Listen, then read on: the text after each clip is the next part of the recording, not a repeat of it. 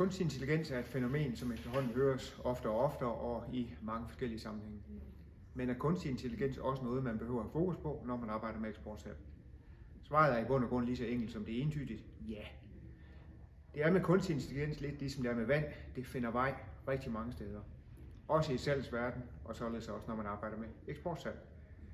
Derfor er det kun helt naturligt, at kunstig intelligens fra og med 2024 er blevet en integreret del af vores velkendte uddannelse, eksport og internationalisering, som udbydes i samarbejde med Eksportforeningen. Når vi i august måned starter nyt hold op, vil vi derfor som en naturlig del af undervisningen se på, hvordan man som eksportsælger eller eksportchef kan bruge kunstig intelligens til at effektivisere sit eksportsalg. Og der er mange muligheder. Man kan bruge kunstig intelligens til at generere kundeleads, til at komme med forslag til det bedste tidspunkt og den bedste måde at kontakte nye potentielle udenlandske kunder på. Man kan bruge det til at komme med forslag til salgspitch, til tilbud, til digitale kampagner osv. Listen er i virkeligheden endnu længere end det.